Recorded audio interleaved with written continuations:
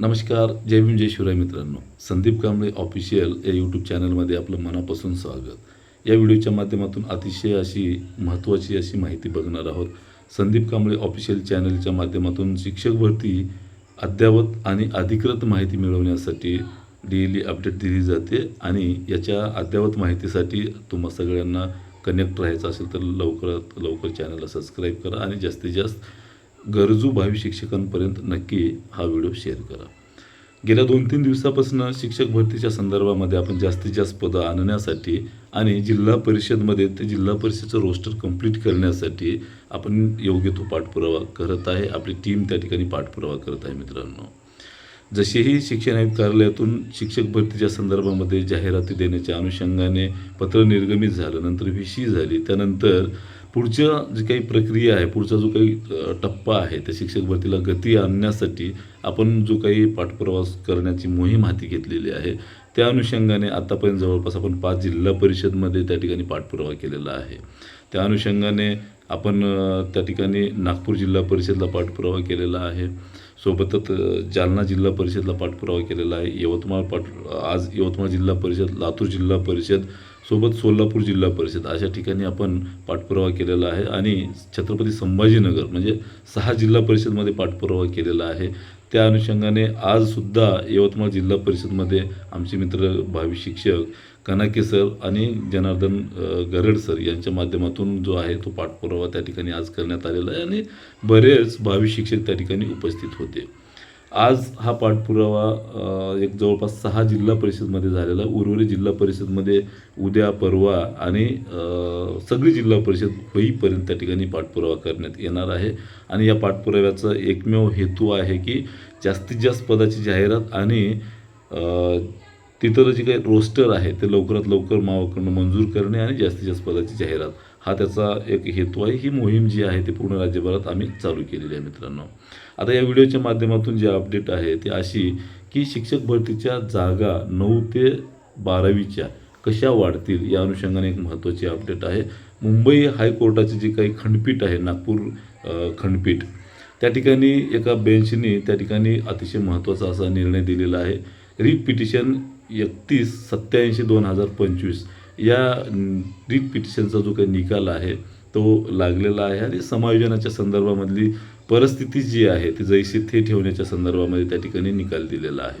नवीन संचमान्यता 2025च्या अनुषंगाने जे काही शिक्षक अतिरिक्त होणार होते आणि शून्य शिक्षकी शाळा त्या ठिकाणी बंद पडणार होते, त्या अनुषंगाने त्या ठिकाणी नागपूरच्या हायकोर्टाने निकाल दिलेला आहे की अतिरिक्त झालेल्या शिक्षकांची त्या ठिकाणी समायोजन इतर ठिकाणी न करता तिथेच ठेवावे आणि जैसे थे परिस्थिती जी आहे नवीन संच मान्यतेनुसार ते तसेच ठेवावी अशा पद्धतीचा त्या ठिकाणी निकाल दिल्या कारणाने नक्कीच 9 ते 12चे ते पदं जी आहेत त्या ठिकाणी अतिरिक्त होणार नाहीत आणि ती पदं जी आहेत ते नक्कीच वाढण्यासाठी त्या ठिकाणी एक दिलासादायक तो निकाल म्हणावा लागले आणि या कारणाने जे आहे ते 9 ते 12चे पदं तुम्हाला वाढताना दिसणार आहेत कारण शिक्षकच अतिरिक्त होणार नाहीत.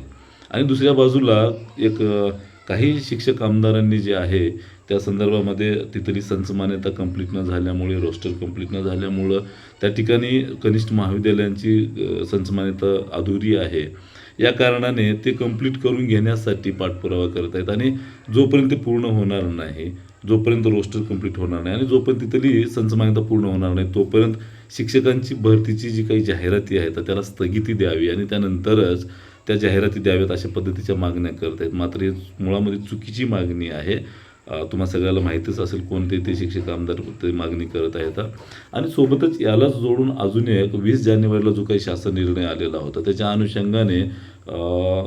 अनुषंगाने एक 22 फेब्रुवारी या दिवशी शिक्षण मंत्री महोदय आणि कोकणातील काही आमदार व नारायण राणे साहेबांचे चिरंजीव यांच्यासोबत नितेश राणे यांच्यासोबत समवेत त्या ठिकाणी एक बैठक पार पडली मंत्रालय स्तरावर की त्या ठिकाणी असं निर्णय घेण्यात आलेला आहे की जे काही जोड शाळा आहेत, आता पूर्वी समूह शाळा असायच्या तिथे जोड शिक्षक म्हणजे समूह शिक्षक असं एक कोकणचं जे काही पॅटर्न होतं नवीन संच मान्यते धोरणाचं ते आपण महाराष्ट्रात राबवा अशा मागण्या केल्या होत्या आणि त्याला न्याय पण मिळालेला होता.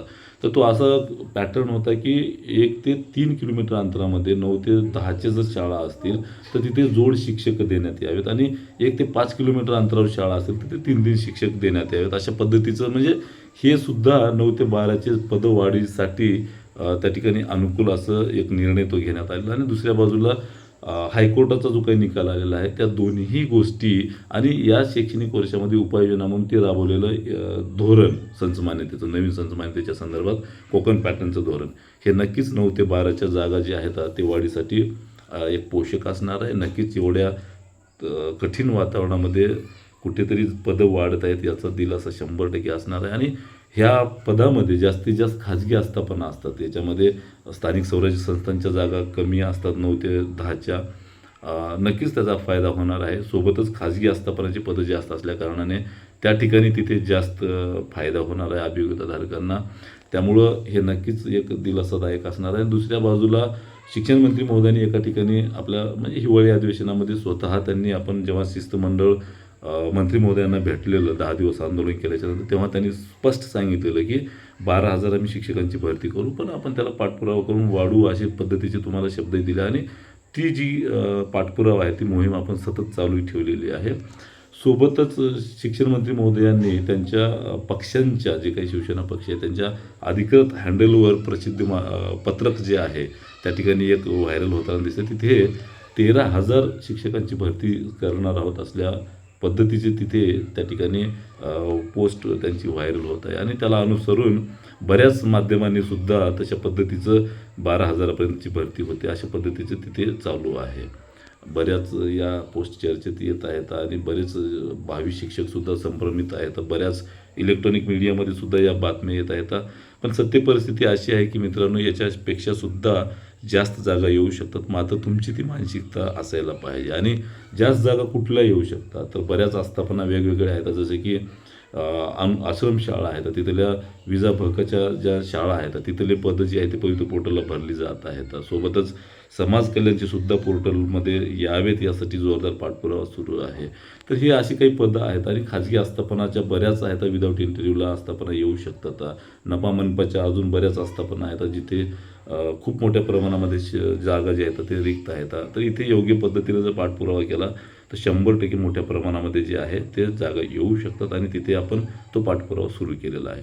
तर तुम्हाला सगळ्याला विनंती आहे की हे जे काही आम्ही मोहीम हाती घेतलेली आहे जास्त जागा आणण्याची तर त्या मोहिमेमध्ये आपण सगळ्यांनी सहभागी व्हावं हीच आमची एक विनंती आहे. आणि सतत तुम्हाला आता या व्हिडिओच्या माध्यमातून जे काही आम्ही अपडेट्स देतोय किंवा जे काही आमची घडामोडी सुरू आहे जी काही मोहीम हाती घेतलेली अपडेट्स काय आहेत मोहिमेचे तर ती अपडेट दिली जाणार आहे. नक्कीच तुम्ही याचा भागसुद्धा व्हा. इतर करते तो फक्त तुम्ही बघत बसू नका किंवा इतर करतेत ना करू द्या अशी एक आपली बघ्याची भूमिका जी आहे ती घेऊ नका.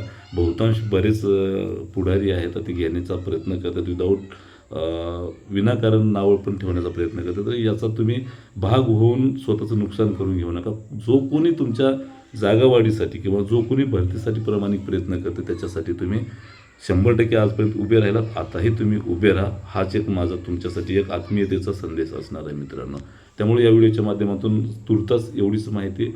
तुम्हाला अजून याच्यापेक्षा वेगळी काही प्रश्न असतील समस्या असतील तर कमेंट्स करा. नक्की तुमच्या प्रश्नाची उत्तर देण्यासाठी जे आहे ते मी खूप लवकर लाईव्हच्या माध्यमातून सुद्धा तुमच्यासोबत जोडणार आहे. त्यामुळे नक्कीच तुमचे काही मनात प्रश्न असतील तर कमेंट्स करा. तुर्तास थांबतो. हा व्हिडिओ जास्तीत जास्त शेअर करा. सगळ्यांना समजू द्या. धन्यवाद. जय भीम. जय शिवराय.